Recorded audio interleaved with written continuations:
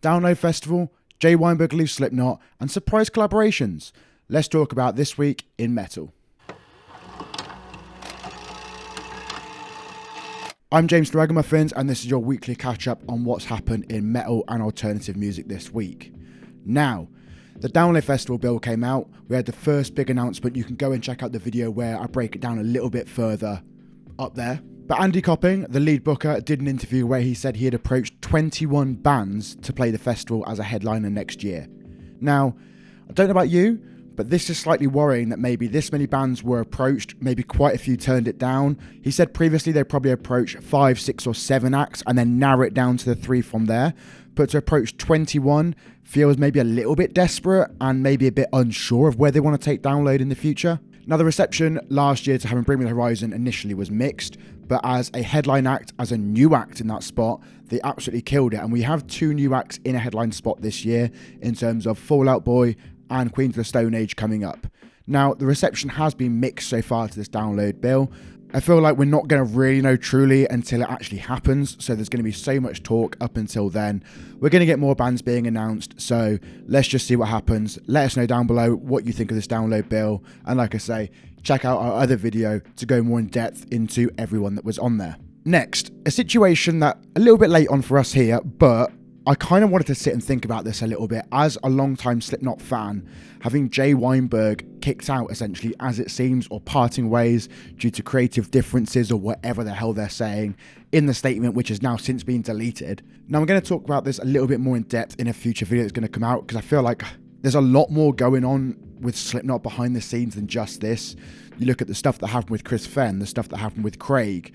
Now this, after 10 years of Jay Weinberg seemingly being the perfect replacement to what happened with Joey, even the circumstances in which he left. He was able to, as they said in the statement, replicate his parts very well. He added to the band dynamic. Fans were very fond of Jay. And this has just led to a lot of confusion in terms of why has this happened so suddenly?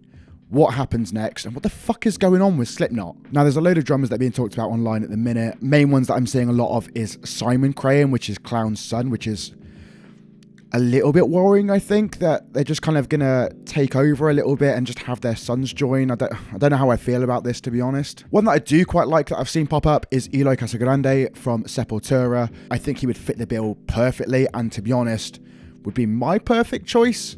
Another one that's a surprise one that I've seen, which I'm kind of intrigued by, is Roy Mayorga from Stone Sour. Now, there's odd Paul Gray tutorials where he was playing stuff like Duality and had Roy doing the drumming for it, and it worked quite well. And bearing in mind his relationship with Corey and with Jim playing in Stone Sour with him previously, maybe that could work, maybe not. I guess we're just gonna have to wait and see what happens, really. Either way, Slipknot being probably my favourite band, I'm a bit worried, so hopefully it all comes together in the end.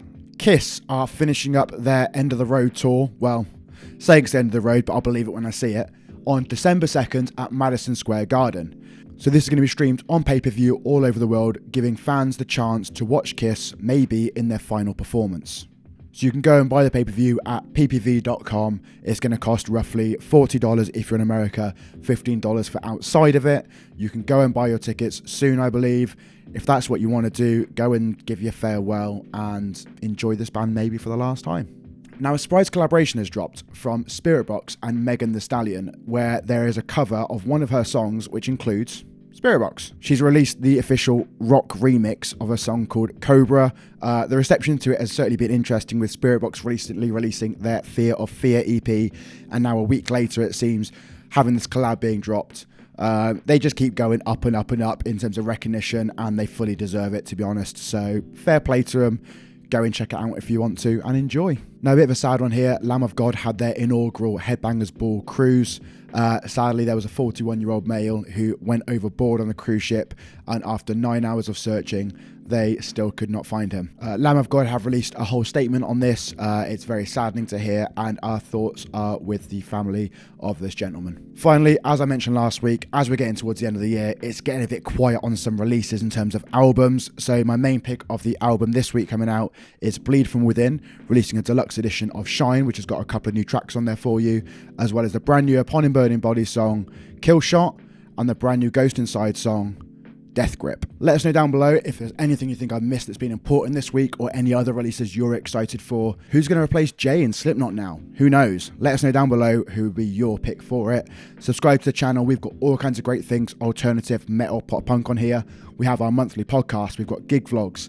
We've got festival season, which is now fully wrapped up. Go and revisit it and start getting hyped for next year. Either way, come and join us for everything. Subscribe, stay with us, join the Ragamuffins, and I'll see you in the pits.